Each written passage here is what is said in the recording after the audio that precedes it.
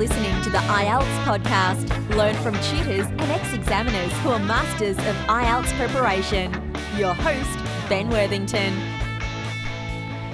How to describe a natural process in academic task 1. Hello there, IELTS students. I'm quite excited today because this is a recording that I've been wanting to do for a long time. Most of the tutorials out there online and in courses are usually about pie charts, bar charts, flow diagrams, and line charts. Not many tutors cover a natural process. In this tutorial, we are going to do exactly that. We are going to look at where to start in understanding and interpreting the picture.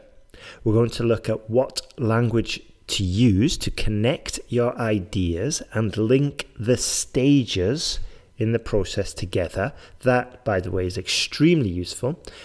We'll also look at how to improve your coherence, and I'll even suggest some grammar tips, basically just to help you improve your score. Specifically, we're going to look at the passive voice and participle clauses. Now, just a side note, a good goal or a good North Star in this, i.e. something to guide you, is that if you set about doing your writing description with the goal of the reader being able to reproduce a picture from your writing, then you are on the right track. So I'll just repeat that. If the reader or the examiner could reproduce the picture just from your written summary, then you're on the right track. Now, a lot of students find this slightly overwhelming because it can look quite complicated, and usually they're quite scientific as well. Now, they usually include maybe the water cycle, recycling, the carbon cycle, concrete making, heating systems. There's lots of different variations, and you're not expected to know about these, and you are given the vocabulary you need. And I'll go into more detail in the vocabulary. But what I want to say is that if you're not very confident about science, about geography, physics, or glassmaking, I don't know why you wouldn't be confident about glassmaking. But anyway, if you're not confident about these areas, you don't need to worry, because as I said, the vocabulary is there. You need to focus on your ability to describe. This is a language test, and this is exactly what we're going to be focusing on today. So step number 1, we're going to look at the diagram and we're going to understand it, and we're going to identify the stages. You need to be aware of what happens at this one, what happens at that one. Not only an overview, but you need to be very clear of the specific different stages from beginning to end. Okay? It's a useful step just to reassure yourself of the key stages. This will make it easier to reproduce your written summary when it comes to it. If you're confident that this stage leads to this stage leads to that one. So don't worry about spending a little bit more time just fully comprehending the overall system. Now, this is an exam skill, and if you do find yourself spending a lot of time comprehending what's going on, then you really need to start working on this skill. So just go to Google Images, do an image search online, go for flow diagrams, cycle diagrams, natural process diagrams, and try and develop this skill of interpreting and comprehending what is happening. Now, a good way to start with this is to see if the diagram is divided. Does it start at one place? Does it split? Are there any arrows? So basically, we're looking for visual clues. And quite often in a natural process, it's going to be cyclical. And it doesn't really matter. I mean, obviously, it does matter where you start. Just be aware that there will be a clear start. And yeah, just to go back, it does matter where you start. Right then, with natural cycles, okay, we're going to have key vocabulary. This will guide you. You can use these words, but if you can find your own words or alternative words, then use those, because you're going to score points with lexical resource. Now, a typical question would start with something like, you should spend about 20 minutes on this task. The diagram illustrates the life cycle process of frogs in a pond. Summarize the information by selecting and reporting the main features and make comparisons where relevant. Write at least 150 words. Now, this 150 words, it's a little bit confusing actually, because on different official IELTS websites, it says different things. Like if you can find official papers that say write at least 150 words. Anyway, I'm not going to go into that right now. So I'll just very briefly describe this cycle with a frog. Okay, in the left-hand corner, we've got an adult frog. Then it goes to eggs, embryo, tadpoles, external gills. That's basically the development of the tadpole. Then the tadpole grows a tail, or lives from food stored in the tail. Okay, it actually has got a tail. So that's to grow legs. The tail becomes shorter. We get a young frog. Then we've got an adult frog. And then we've got eggs. So we can see with these arrows. Now you might wonder, where are you going to start with this one? Because there is no number in place. Later we'll get there. But what we want to do is be aware of what we can see. So we can see there's arrows there. Okay, we can go from they take us from the mature frog through the reproduction process. It's not shown, but we have to assume this. And then the stages of development. It's a circular diagram, as we said before.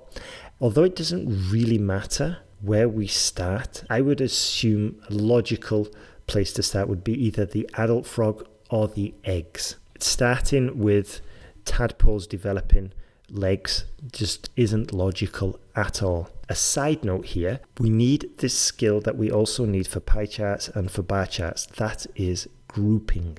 If we can group these stages into logical groups, then it's just going to make it easier to develop our paragraphs. As I suggested, we'll start probably with eggs. Okay, this seems the most logical. As I said, we are going to be using some of the phrases, some of the vocabulary from this diagram, but we're also, where possible, going to be using our own. Step number 2.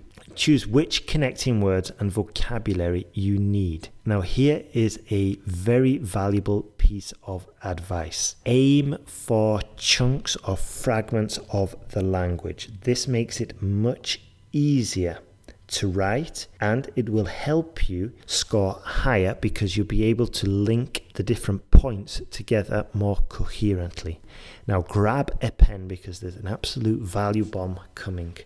Adverbs will help you connect the stages in a cycle. We're going to start, here are the phrases. First stage, and we can start with the first stage is when, a noun plus a verb. So the first stage is when the eggs are hatched, for example. Another phrase, to begin with. Another phrase, the process commences with, and then initially. Initially, the eggs are laid by the frog. Now for the middle stages, we could say phrases like, this step involves verb plus ing. This step involves hatching eggs. This step involves growing legs. And some other words, then, once. After that, the next stage in the cycle, or the next stage in the process is. I hope you're writing these down because they are very valuable. If you've got the IELTS podcast app, which is available on the App Store and the Google Play Store, then probably won't need to write these down because you'll have the transcript there inside the app, which you can use maybe to copy paste the phrases. Just copy paste them all, send them to your email or whatever, post them in a message. But it's definitely worthwhile getting your hands on these phrases. And if you've got the transcript, then they're going to be perfect because we have a human transcriber. It's not machine transcribed like you find on YouTube. The next stage in the cycle, or the next stage in the process, is after the completion of this stage, the next step is usually to grow legs, or the next step is usually to store food in the tail, as we mentioned before. Other phrases could include once A is finished, B is able to start. Once the rain has finished, the soil absorption process is able to start. Or once the legs are fully grown, the young frog is able to start developing into a mature adult. Okay? Or as a result of, when, as soon as, and where.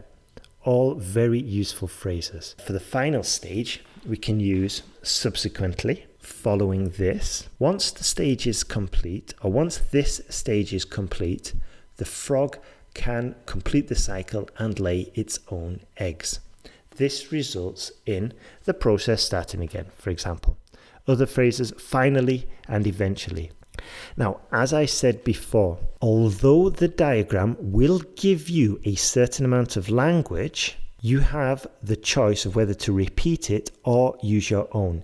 If you can use your own accurately, then use it. But don't stress out. Sometimes there might not be a synonym. Sometimes there might not be an alternative phrase, in which case just use the one from the diagram, obviously. Also, your ability to expand on the vocabulary will probably depend on how well you understand the diagram. As I said, it's not an absolute disaster if you are repeating them. But when you can, try and use alternatives. For example, what could we say instead of frog? Well, we could say amphibian. We could say toad, maybe. Instead of mature, we could say adult, fully grown. I think, let me just check. The diagram we have adult frog. So we could say when the frog matures, or when the frog reaches adulthood, when the frog has become fully grown. For mating, we could say reproduction process or cycle. For frog spawn, we could say fertilized eggs, and so on and so forth. There's usually quite a few alternatives. I mean, not usually, but in this specific case, there is. I mean, for tadpole, no alternative exists. You know, it's not a word that we use quite a lot in the English language, surprisingly. Now, the third step, what you want to do is plan and organize your answer. So you can start with an overview using words to describe the sequence, such as stage, step, phase. Then we need to be aware of the tense. Tense is a common pain point for academic task 1 descriptions. Now, because this is a natural cycle, and it's a cycle which is going to be repeated, we're going to use the present simple throughout. Now, a very important point is that to make sure when we're planning that we're going to be using transitive and intransitive verbs correctly. Okay?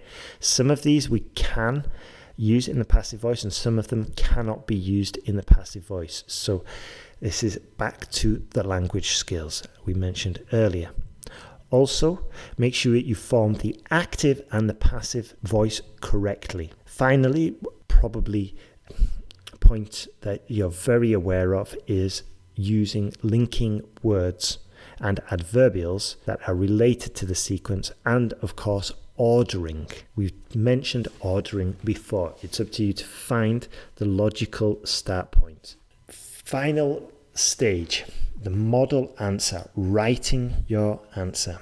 Now, if you have a pen, maybe you want to write this down and see if you can circle some of the key vocabulary. I'm going to dictate it now, And if you hear a useful phrase, then I guess if you're in the car, maybe you want to repeat that phrase. It's just worthwhile remembering, or at least making an attempt to remember this phrase so you can use it in your own description the next time you write an academic task 1 natural process answer. Let's go. The diagram shows the natural process life cycle of a frog from the embryo stage through 7 developmental phases from tadpole to fully grown amphibian. Hopefully you'll have spotted there that I was using alternatives and synonyms. For example, instead of frog, I used amphibian. And also I added developmental phrase, which I don't think was in the description. No, it wasn't.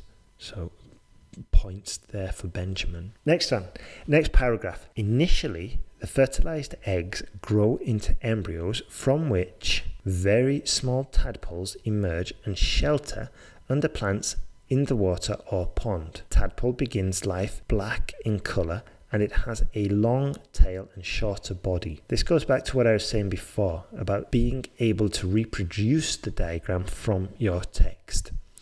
As it grows, external gills for breathing are produced, while subsequent stages, that's a very useful phrase, while subsequent stages in its development include a longer tail, and when this stage is complete, black limbs begin to appear, which allows the tiny creature to swim faster. I'm just wondering if we're adding information there. Let's see.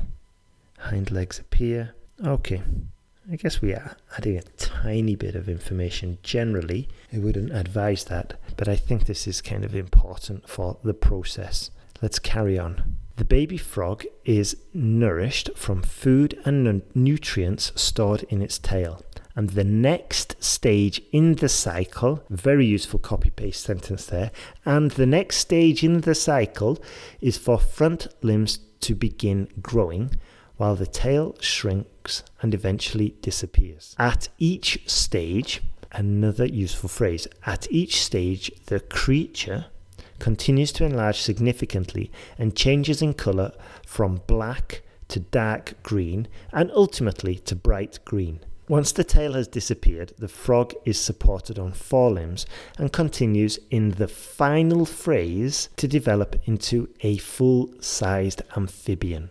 Okay, so lots of useful phrases there. And as you can see, it's neatly organized there. We've got 3 paragraphs, the overview, and then we've divided it up into 2 body paragraphs. Also, there is no conclusion there. A conclusion is given after an argument has been made. After an argument, and we use the conclusion just to summarize or to reach our final decision. Here, there was no argument made. We were just basically reporting. When I correct essays, I very often see, to conclude, we can see and a summary. You can put to summarize at the end. In this one, we put it at the beginning. So let's just review this description this description that I just shared with you. You could hear there were lots of adverbial phrases to connect the sentences together. This adds coherence and it shows connection between the stages. This is what we're looking for, especially for band 7 or higher. The use of vocabulary and lexis connected to animals. This is lexical resource. Not only are we talking about frogs, we use the phrase amphibian, growth, development, food. This variety of words, it keeps the answer connected and it's precise. And also, we're avoiding repetition.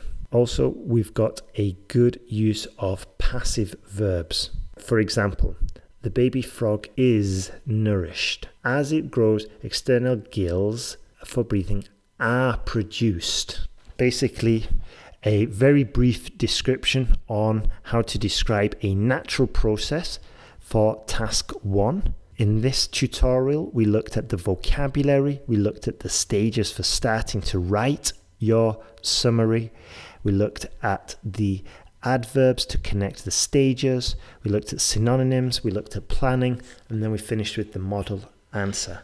I think I was being quite generous today. Anyway, that's it from me today. And if you need help with your academic task 1 summaries, then don't hesitate to get in contact with us.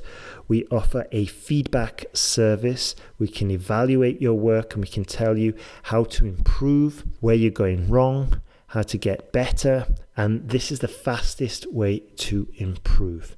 And you can buy packs of essay corrections.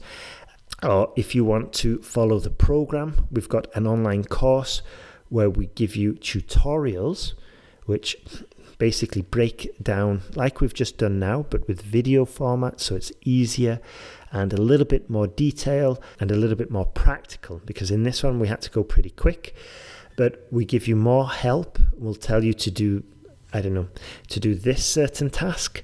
You do it, then you send us the work. We'll give you feedback on your essay or on the piece of work that you've done, and then you go back, we send it back to you. You see where you've gone wrong, you see your errors, you see what you've done right, and then you do the next task in the course, watch some tutorials, write your essay, send it to us, and we'll give you feedback. And this is basically the feedback and improvement cycle that we've mastered to help students get to band 7 or higher. This is the reason why we can offer a guarantee of jump to band 7 or it's free. So go to IELTSPodcast.com if you want to find out more information about this unique course that we offer. You can also go there and inquire about getting feedback. We've got the essay correction service. And that's about it from me today. Have a great day. Keep on studying. Keep working. You will get there eventually. My name is Ben Worthington. I'm from England, from Yorkshire. I sometimes say Manchester because not many people know where Yorkshire is. But anyway, I'm from the north of England, and I've been teaching IELTS for a long time. And when I first started teaching with it, I was struggling too. But after years of persistence, years of correcting essays, years of teaching this stuff, I found out unique strategies, unique insights, which I share with you on this podcast and in the online course. So keep working, you will get there. Have a great day, and thank you for listening.